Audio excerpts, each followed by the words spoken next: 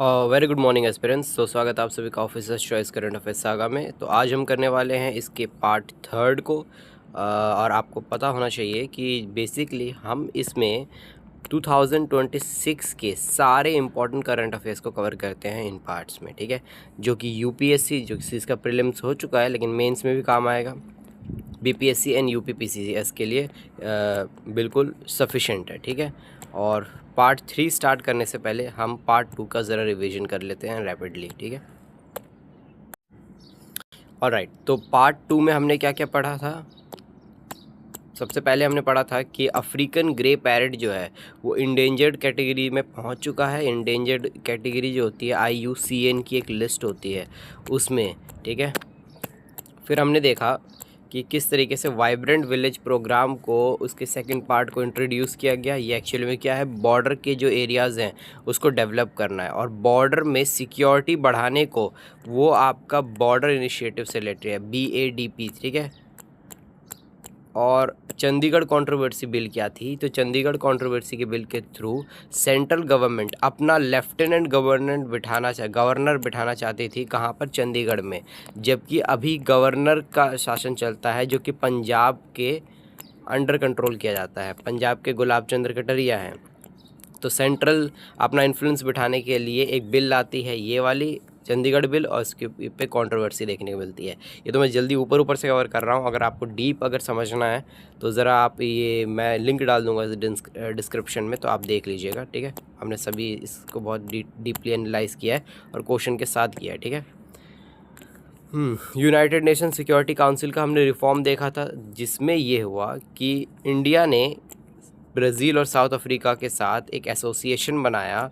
या क्या करता है ये एसोसिएशन? ग्लोबल साउथ, ये जो हेमिस्फीयर होता है, ऊपर वाला नॉर्थ नीचे वाला साउथ, तो इसकी आवाज़ उठाई। इसे कहते हैं ग्लोबल साउथ की आवाज़ उठाने के लिए कि इसमें रिफॉर्म लाओ। क्यों रिफॉर्म लाओ? क्योंकि ये तो कॉलोनियल एरा से चला आ रहा है, ये सारा का सारा जो आपने यूनाइटेड नेशन के जो सिक्योरिटी मेंबर्स हैं 5, ठीक है, उसमें रिफॉर्म की ज़रूरत है। कोई साउथ का आवाज़ उठाने वाला नहीं है।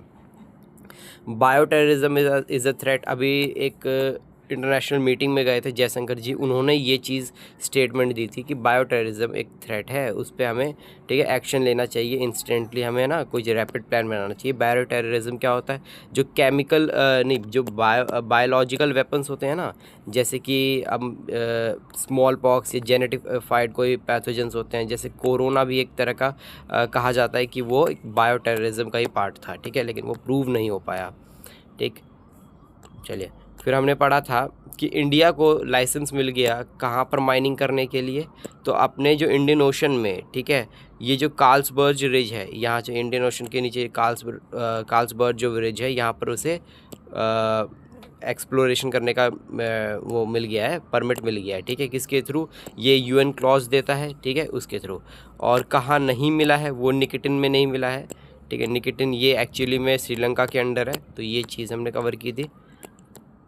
और दीपावली को इंटेंजिबल हेरिटेज कल्चर में डाल दिया। यूनेस्को की ये 2 होती है, एक होती है टेंजिबल, जैसे कि जो फोर्ट्स होते हैं, जो एक कोई बढ़िया सा इमारत होती है, मूर्ति होती है, तो उन सबको वो जिसे छुआ जा सके ना, उसे कहते हैं टेंजिबल, ठीक है। और इंटेंजिबल जिसे नहीं छुआ जा सकता, जैसे कि त्यौहार हो गया, कोई स्लोगन हो गया, कोई है ना विचारधारा हो गई, तो वो सब चीज़ें होती हैं। तो दीपावली को उसमें रख दिया गया था इंटेंजिबल हेरिटेज कल्चर में, ठीक है। और इसमें आपको याद होना चाहिए कि कलबेलिया डांस, ठीक है, आपका दुर्गा पूजा, ठीक है, गरबा, ये सब के सब अभी वैसे ही हमने इंटेंजिबल कल्चर में है हमारे देश में से, ठीक है। उसके बाद PM मोदी और पीयूष गोयल जी ओमान के साथ में फ्री ट्रेड एग्रीमेंट साइन कर लिए है, ठीक है। कौन सा ट्रेड, क्या कहते हैं उसे?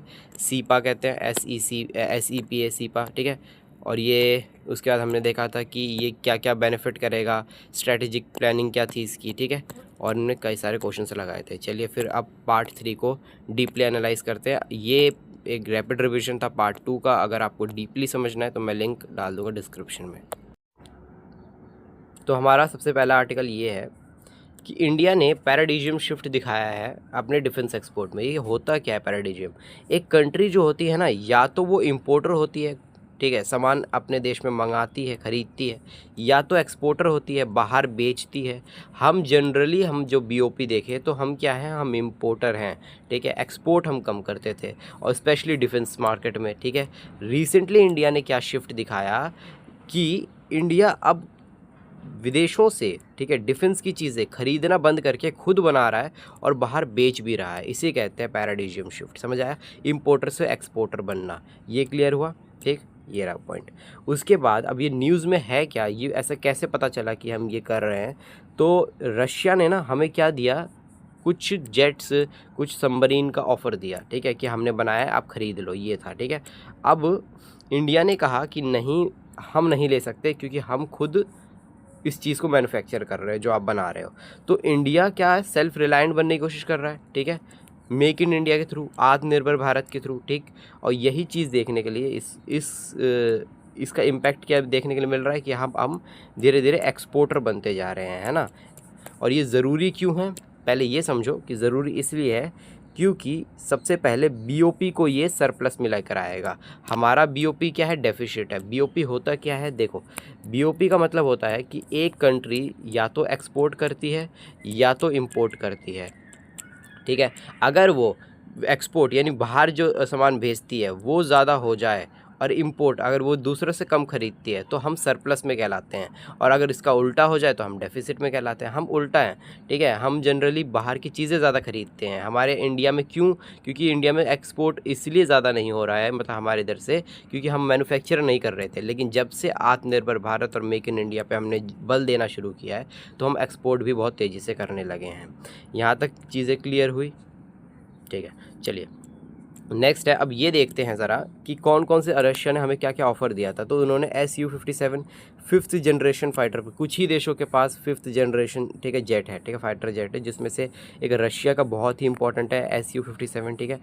S-500 अगर आपको याद हो, एक हमारा डिफेंस सिस्टम है जिसे सुदर्शन चक्र कहा जाता है। सुदर्शन चक्र में ना ये एक पार्ट है, S-400 वो उसका पार्ट था, ठीक है, जिसने हमें बचाया था पाकिस्तान के नापाक हमलों से। याद है कि किस तरीके से जब ऑपरेशन सिंदूर चल रहा था, उसने रिटेलिएट करने की कोशिश की थी, और S-400 ने कितना बढ़िया तरीके से काम किया था, उस इंटरसेक्ट किया था मिसाइलों को।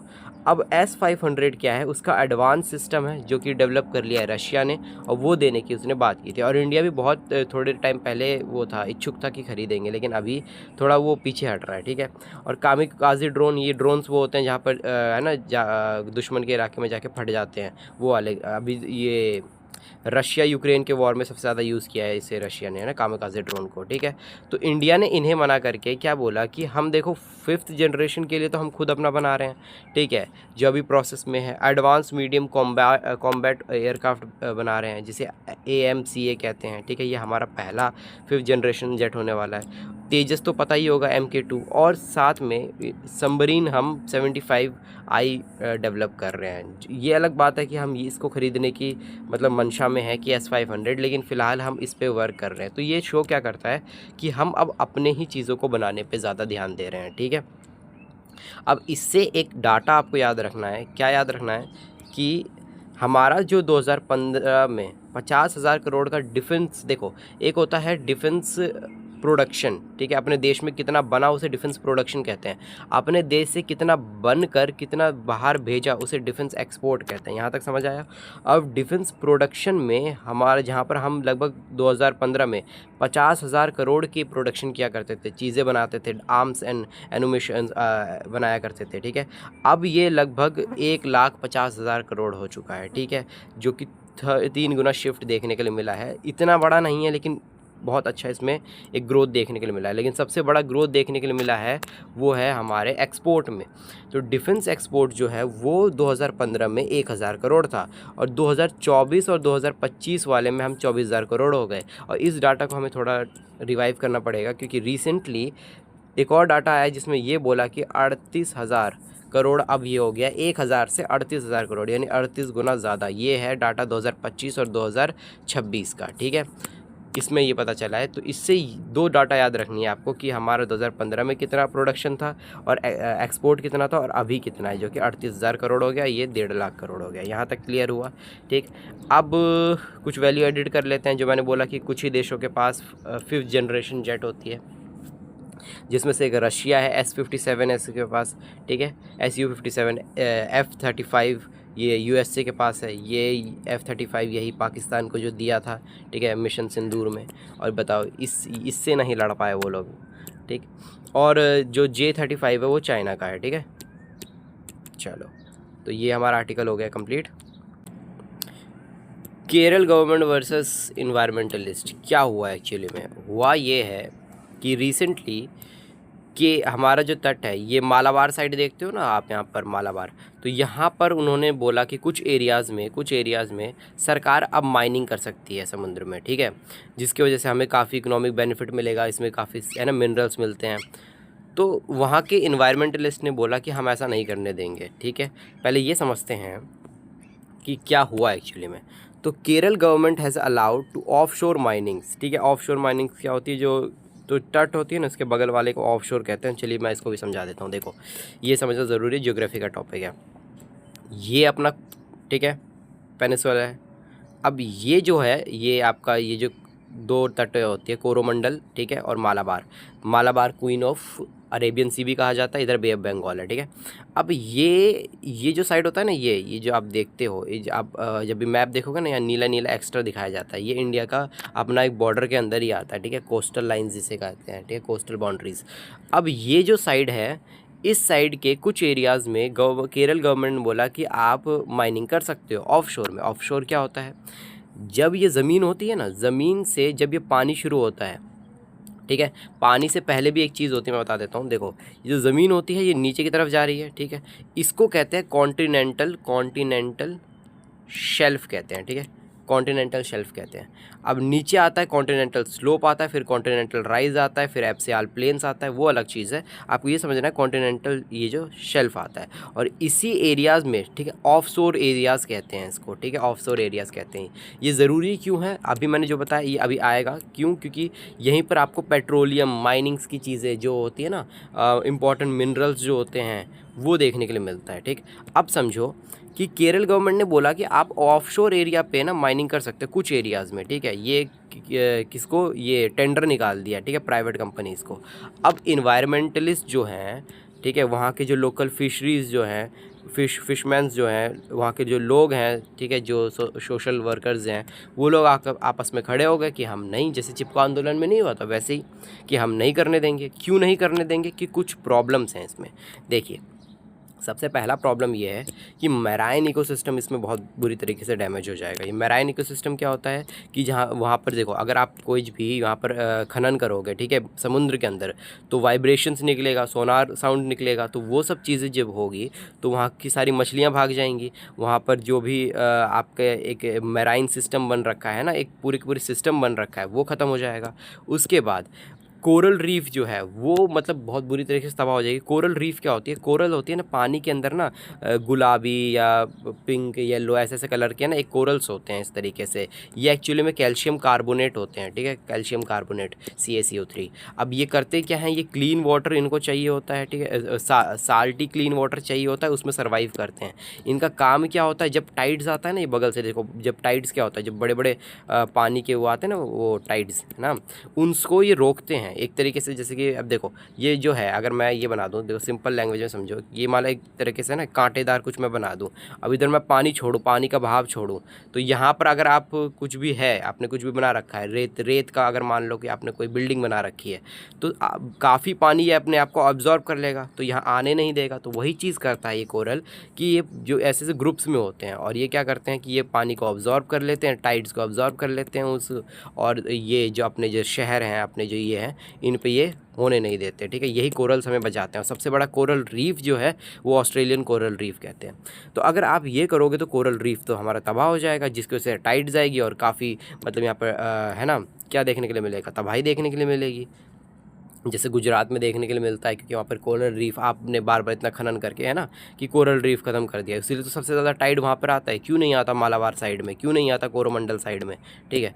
अब आते हैं लॉस ऑफ बाय। अब देखो यहाँ पर जो है केरल जो बहुत पॉपुलर है अपनी फिशमैन की फिशरीज़ के लिए, है ना, मछली पालन के लिए। अगर आप इस तरीके से करोगे तो मैराइन इकोसिस्टम के साथ साथ तो मछलियाँ भाग भी जाएंगी, और यहाँ के अगर फ़िश स्टॉक ख़त्म हो जाएगा तो हमारा जो गरीब लोग हैं जो मछलियाँ पाल रहे हैं, तो हमारी तो जीवनचर्या चली जाएगी। तो ये चीज़ इन्वायरमेंटलिस्ट ने अपनी बात रखी कि आप गलत कर रहे हैं जी, ठीक है।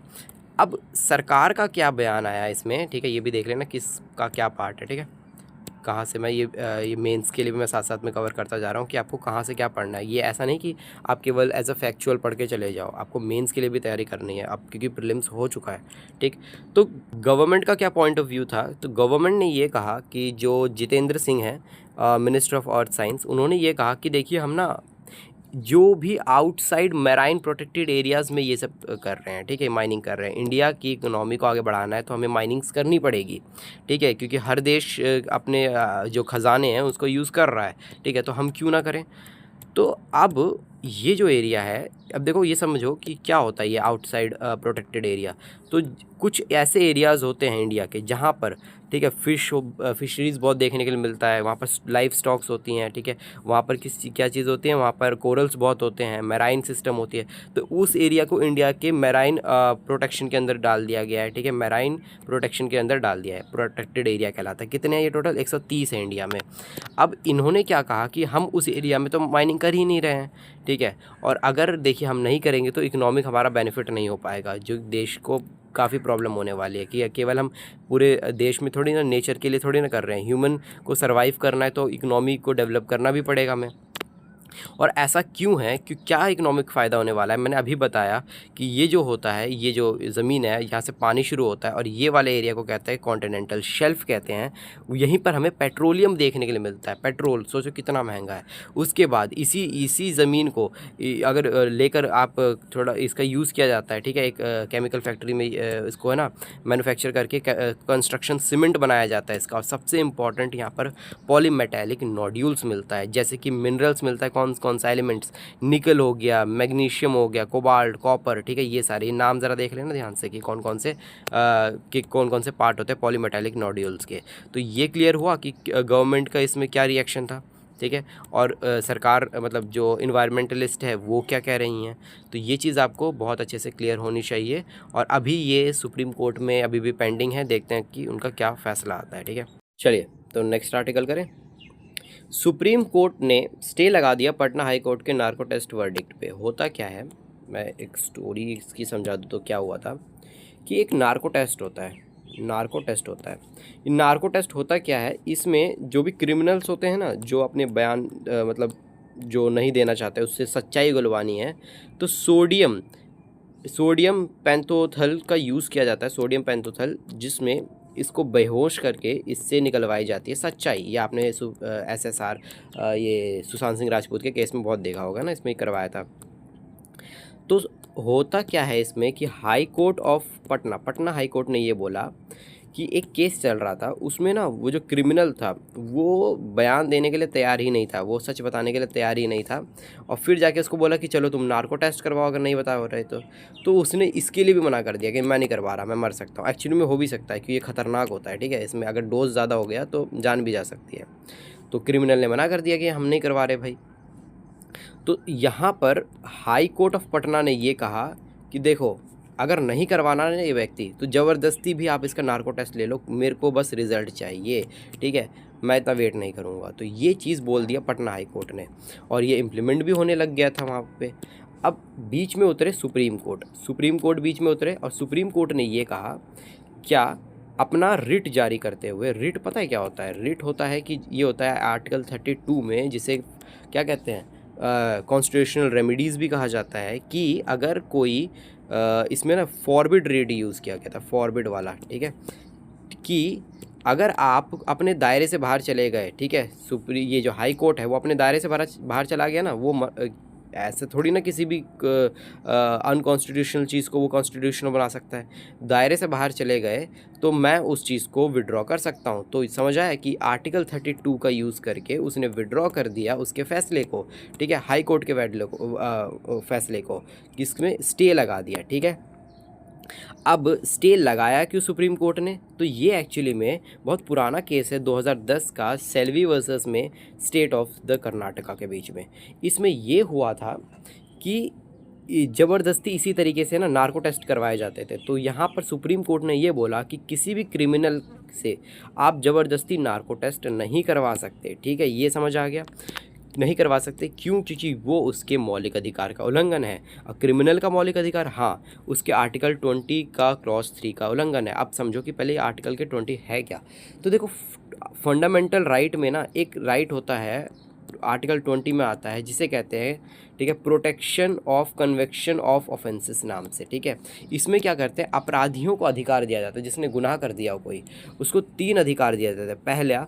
पहला अधिकार ये होता है कि उसको एक गुनाह के लिए 2 सज़ा नहीं दे सकते। चोरी की है, उसको चोरी की सज़ा दो ना, आप फांसी नहीं चढ़ा सकते, ठीक है, एक चीज़ के लिए 2 सज़ा नहीं दे सकते। दूसरा कि अगर कोई पास्ट में कोई क्राइम है, ठीक है, इसे नो एक्स पोस्ट का भी कहा जाता है, कि अगर पास्ट में कोई चीज़ क्राइम थी तो वो अगर अभी लीगल हो चुका है तो अब पास्ट के लिए आप उसको क्राइम नहीं मान सकते। मान लो कि जैसे ड्रीम 11 जो था वो खेलना पहले लीगल था, ठीक है, और सरकार अचानक अगर आपको अब कैद करना शुरू कर दे कि तुमने तो ड्रीम 11 खेला है, क्यों? क्योंकि अभी तो इनलीगल हो गया ड्रीम 11, तो अब तुम्हें जेल में डाल देंगे। तुमने बोला कि नहीं, तभी तो लीगल था ना, तो आप तो मुझे कैसे कैद कर सकते हो? तो वो तो तभी आपकी गलती है, आपने क्यों नहीं इनलीगल किया। तो आपको ज़बरदस्ती सरकार या कोई भी पुलिस ऐसे गिरफ्तार नहीं कर सकती है कि अगर जो चीज़ पहले पास्ट में लीगल हो। तो 2 चीज़, और तीसरा जो क्लॉज है, जो मेन क्लॉज है, कि ज़बरदस्ती सेल्फ इंक्रिमिनेशन नहीं करवा सकते। आपसे जो क्रिमिनल है उनसे सेल्फ बयान नहीं दिलवा सकते मार पीट के, नार्को टेस्ट करवा के। तो वही है आर्टिकल नंबर 20 का क्लॉज नंबर 3, ठीक है, सेल्फ इंक्रिमिनेशन, ठीक है। तो यही चीज़ हुई, सुप्रीम कोर्ट ने बोला कि आप आर्टिकल नंबर 23 का उल्लंघन कर रहे हो, तो मैं रिट जारी करके आपके मैं स्टे लगा रहा हूँ, या मैं आपको ये आपके फैसले को बिल्कुल रिजेक्ट कर रहा हूँ। तो ये चीज़ हुई थी, ठीक है, यहाँ तक क्लियर हुआ। चलिए नेक्स्ट आर्टिकल करते हैं। Central introduce bill to increase the excise duty on pan masala and tobacco products. क्या है ये चीज़?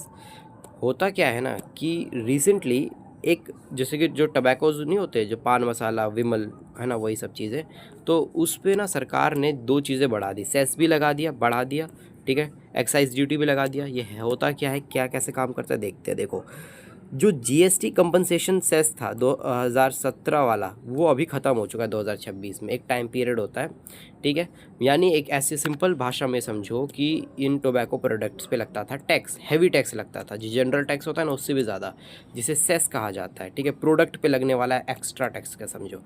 अब इस टैक्स लगने पर ये चीज़ थी महंगी। अब क्या होता है, लेकिन हर टैक्स का एक टाइम पीरियड होता है। 2026 में ये टैक्स हो गया, इसका पीरियड हो गया ख़त्म। तो अब ये टैक्स ख़त्म हो गया, तो अब ये क्या होगा, सस्ता बिकने लग जाएगा। जो भी 10 रुपये का जो पुरिया है ना, अब 7 ऐसे कुछ रुपए का बिकने लग जाएगा।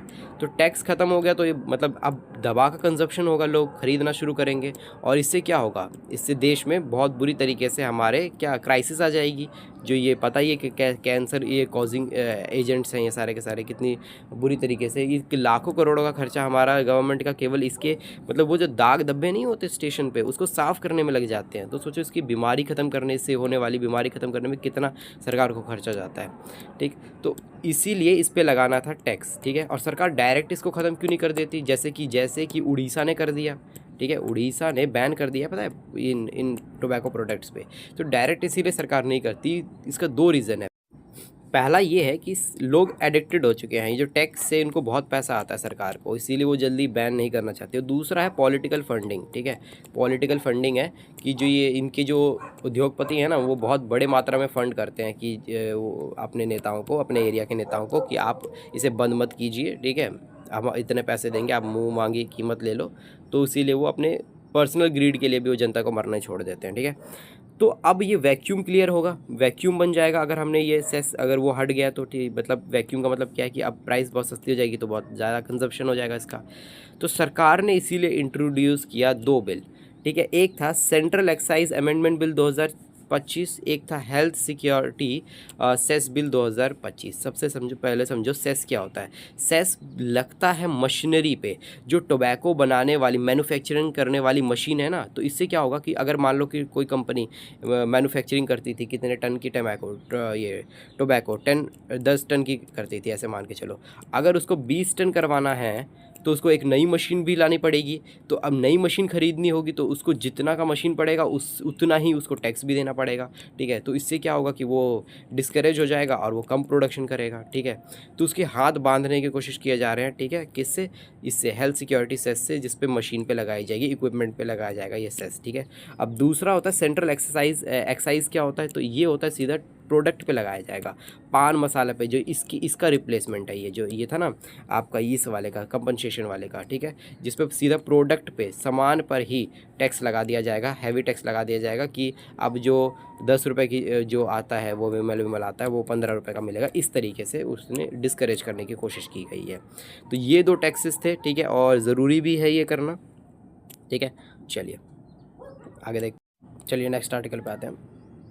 सबसे पहले डिजिटल अरेस्ट समझते हैं इस आर्टिकल से, ठीक है। डिजिटल अरेस्ट होता क्या है कि जैसे कि कोई पुलिस वाला बन के आपको वीडियो कॉलिंग करे और आपको बोले कि आपने कोई गलती की है, ठीक है, हम आपको अरेस्ट कर रहे हैं। जैसे कि एक रीसेंट सिंपल सी चीज़ है कि यार टीनेज में भी बहुत देखने को मिला है, देखिए बुजुर्गों में तो था ही था, अब टीनेज में भी देखने के लिए मिला है। कैसे कि अब पुलिस बन के कोई फ़ोन करता है और कहता है कि हमने आपकी क्रोम हिस्ट्री सर्च की है, आपने मतलब वल्गर चीज़ें है ना एक्सप्लोर किया है, कि अब आपको हम अरेस्ट कर रहे हैं इस आर्टिकल के तहत, जो कि झूठ होता है, ठीक है। पर सर आर्टिकल नंबर 21 कहता है वो आपकी प्राइवेसी को कोई भी हनन नहीं कर सकता, लेकिन उसको तो ये चीज़ वो तो मतलब इतना पढ़ा लिखा है नहीं कि, ठीक है, एक टीनेज तो बच्चा होता है स्कूल जाने वाला, ठीक है, कॉलेज जाने वाला, उसको आर्टिकल्स की इतनी नॉलेज है नहीं। अब उसको इस चीज़ का अरेस्ट करने की धमकी देता है और फिर कहता है कि हम आपको छोड़ देंगे, आप हमें 5,000 रुपये दे दो, 10,000 रुपये दे दो, और वो कैसे भी करके इंतजाम करके दे देता है। तो इसी तरीके से ये डिजिटल अरेस्ट का एक फॉर्म है, ठीक है, एक साइबर क्राइम है। तो सुप्रीम कोर्ट ने CBI को अब चार्ज दे दिया है इसको क्रैक डाउन करने का, ठीक है, इसे ख़त्म करने का, ठीक। तो अब तक देखो यार, एक चीज़ डाटा याद होनी चाहिए कि लगभग केवल लास्ट साल, पिछले साल ही 3,000 करोड़ का फ्रॉड हुआ है ये स्कैम डिजिटल। अब इसके रूप होते हैं, जैसे डिजिटल अरेस्ट होता है, इन्वेस्टमेंट स्कैम होता है। आपने टेलीग्राम पे नहीं देखा कि नीचे एक आता है कि ये आप इतना इन्वेस्ट कर दो कि आपको इतना फ़ायदा हो जाएगा, तो वो सारा का सारा एक स्कैम होता है। और उसका जॉब स्कैम तो आप पता ही है, जैसे कि अभी कि आप हमें 5,000 रुपये दे दो, हम आपकी जॉब लगा देंगे। और ख़ास करके जो ये ऐप्स होते हैं बोलते हैं कि इसकी तो एडवर्टाइजमेंट भी बहुत होता है कि घर बैठे इतना कमाओ वो सब। तो ये तो सारे जॉब स्कैम्स होते हैं, ठीक है। ख़ास करके इसमें कौन सा वर्क फ्रॉम होम वाला, ठीक। अब इसका एक्शन केवल इंडिया नहीं और विदेशों में भी लेना पड़ेगा, क्योंकि ये ऑल ओवर द वर्ल्ड ये चीज़ पॉपुलर हो गई है जो साइबर क्राइम है। तो इसके लिए इंटरपोल अब सचेत हो चुका है। ये इंटरपोल होती क्या है, जैसे याद है कि बचपन में एक पावर रेंजर्स आता था, उसी तरीके से इंटरपोल है। ये पुलिस, जो हर देश की जो पुलिस है वो आपस में मिलकर कोऑर्डिनेट करके इसको ख़त्म करने की कोशिश कर रही है। जो इंडिया की जो इंटरपोल मतलब टीम, इंटरपोल ये पूरी टीम है, जो इंडिया से गई हुई टीम है उसको कहते हैं भारत पोल। इसी तरीके से अलग अलग पोल्स होते हैं, ठीक है, ये समझ आया। तो वही चीज़ ये आपस में, ये आपको पता होना चाहिए इंटरपोल क्या होता है, और ये आपस में कोऑर्डिनेट करके ये काम कर रही है, ठीक है। और चीज़ें कुछ वैल्यू एडिड कर देते हैं कि CBI जो है उसकी इस्टेब्लिशमेंट हुई थी दिल्ली पुलिस, जो इस्टेब्लिशमेंट एक्ट 1946, ये एक्चुअली में दिल्ली पुलिस की ना एक स्पेशल ब्रांच हुआ करती थी, जिसे आगे चल के CBI का नाम दे दिया गया था, ठीक है। उसके बाद इंटरपोल मैंने बता दिया, वर्ल्ड ऑर्गेनाइजेशन होता है ये, ठीक है, आपस में मिलकर करते हैं। भारत पोल हमारा रिप्रेजेंटेटिव है। उसके बाद CBI का जो हेड क्वार्टर है, ठीक है, वो दिल्ली में ही है। उसके बाद आपको करंट इसके CBI के डायरेक्टर कौन है, प्रवीण सूद हैं, ठीक है, ठीक है जी। और याद रखना कि साइबर क्राइम की वेबसाइट ये है, और अगर ऐसा कोई फ़ोन आता है तो आप जल्दी से 91930 पे कॉल कर दीजिए, ठीक है। चलिए प्रैक्टिस सेट लगाते हैं। पहला है, with reference to the concept of Atmanirbhar Bharat, ठीक है, in defence sector consider the following, ठीक है, जो हमने फर्स्ट आर्टिकल पढ़ा था। India recently decline to purchase, मना कर दिया क्या चीज़, रशिया की डिफेंस चीज़ों को। Platform to promote the indigenous manufacture defence, सही बात है, ठीक है। The advance medium combat aircraft, AMCA India's first propose indigenous 5th generation, सही है, ठीक है। The S-500 is a anti submarine warfare platform developed by Russia, गलत, ठीक है। जो S-500 है वो तो एयर डिफेंस सिस्टम है, एंटी सबमरीन वॉरफेयर थोड़ी ना है वो, ठीक है। तो फर्स्ट एंड सेकंड ठीक है इसका। चलिए next, with reference to the offshore mining exploration in India, consider the following statement. Environmental groups in Kerala opposed offshore mining due to the concern over the coral reef damage and the depletion of fish stocks, ठीक है। ये कश्मीर जो ये है, केरल जो है, केरल के environmentalist ये तो कर रहे हैं, ऑफशोर माइनिंग के लिए प्रोटेस्ट कर रहे हैं, ठीक है। उसके बाद the government started the exploration activities would be conducted outside the marine protected area. The government ने स्टेटेड ये कहा, स्टेटमेंट दिया कि हम एक्सप्लोरेशन कर रहे हैं कहाँ पर, आउटसाइड मैराइन प्रोटेक्टेड एरिया। कितना ये टोटल 130 है, ठीक है, ये भी सही है, ठीक है। पॉलीमेटालिक नोड्यूल्स, ठीक है, polymetallic nodules are the consider important because they contain metal such cobalt nickel copper और मैग्नीज साथ में लिखने ना, ठीक है। तो ये भी ठीक है, तो 1 2 3 तीनों ठीक है इसका। नेक्स्ट पे आते हैं, ठीक। With reference to the narco analysis test in India consider the following statement, ठीक है। अब इस पे आते हैं, ये क्वेश्चन आप करना, ठीक है, क्वेश्चन 3 वाला नार्को टेस्ट मैंने करवा रखा है, ठीक है। आर्टिकल्स देख के इसका आंसर मेरे को कमेंट सेक्शन में दे देना। चौथा करते हैं, with reference to the taxation on tobacco and pan masala products consider the following statement. The GST compensation cess introduced in 2017 has ended, सही बात है, ये एंड हो गया, इसीलिए तो वैक्यूम क्रिएट हो गया एक। उसके बाद the health security cess bill 2025 proposes cess on tobacco manufacturing, ठीक है। मैन्युफैक्चरिंग उसमें मशीनरीज पे तो करता है जो सेस है, ठीक है। हेल्थ सिक्योरिटी जो सेस बिल है, और जो आपका वो था एक सेस आएगा, अब ये आएगा एक्साइज ड्यूटी। जो excise duty is direct tax, गलत, यहीं से तो गलत हो गया। Imposed on the income earn from the tobacco products, गलत है पूरा का पूरा। देखो ये बात सही है कि टोबैको प्रोडक्ट्स पे लगता है, लेकिन इनकम पे थोड़ी ना लगता है, पहले बात ये तो गलत हो गया है। और दूसरा लग गया आपका किस पे, डायरेक्ट टैक्स पे। ये इनडायरेक्ट टैक्स है, direct tax, income tax, wealth tax वो होती है, ठीक है। तो ये हो गया आपको 1 और 2 इसका, ठीक है। Next last question, with reference to the current global defence aviation scenario, ठीक है, कंसिडर द फॉलोइंग स्टेटमेंट, ठीक है। अभी के टाइम पे द F-35, और ऐसे क्वेश्चंस पूछता है कि ये नाम से पूछता है, F-35 कहाँ सा है, ठीक है। ये जो है जैसे कि अभी सुना होगा आपने दूनागरी INS की, ठीक है, INS माला, ठीक है। उसके बाद विक्रांत, ये सब चीज़ें पता होना चाहिए आपको। The F-35 is the 5th generation fighter aircraft developed by the United states, सही बात है, F-35। J-35 associated with China, ये भी सही बात है। INS Vikrant is the only operational aircraft, only, ठीक है, ऑपरेशनल एयरक्राफ्ट नहीं, हमारे पास 3 ऑपरेशनल हैं और चौथा, ठीक है, अभी रिसेंटली विशाखापट्टनम में बन रहा है। तो ऐसा नहीं है ओनली है, मतलब एक नहीं है हमारे पास, ज़्यादा है। तो 1 और 2 इसका भी सही है, देखो A ही होगा, तो थर्ड गलत है ना, हाँ, ठीक। तो आज की क्लास हो गई है ख़त्म। थर्ड वाले क्वेश्चन का ज़रा मुझे कमेंट सेक्शन में आंसर दीजिए। और अगर आप SSC के लिए और रेलवे के लिए करंट अफेयर करना चाहते हैं तो आप ये वाला सीरीज़ चुन सकते हैं, ठीक है। इसका मैं सेकंड पार्ट कल इसको मैं अपलोड करूँगा, ठीक है। और ये जो पार्ट है मैं बता देता हूँ कि देखिए ऐसा नहीं कि हम डेली बेसिस पे कर रहे हैं, क्योंकि देखो यार आपको ना इम्पॉर्टेंट चीज़ें उठानी पड़ेगी। जैसे कि मेरा जो सोर्स है वो PT 365 है। अब बताओ अगर मैं PT 365 को पूरा कवर करने लग जाऊँ तो उसमें काफ़ी मतलब ऐसे ना कि अनवांटेड चीज़ें भर रखी हैं, तो वो आपको पढ़ने की ज़रूरत नहीं। आप एक आर्टिकल 3 पेजेस का है क्या, वो इतना किसी को याद भी नहीं होगा। तो मेन आर्टिकल्स और जो प्रीवियस ईयर में पूछे गए हैं अगर देख लेना, बिलीव ना हो तो इस तरीके के क्वेश्चन पूछे जाते हैं, ठीक है।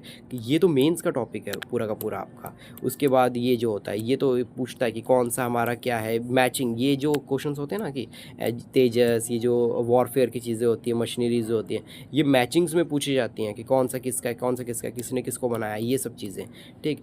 तो मैं केवल बस इंपॉर्टेंट टॉपिक्स को ही उठा रहा हूँ और आपको वही करने की ज़रूरत है, ठीक है। आप कंसिस्टेंट रहिए, ठीक है।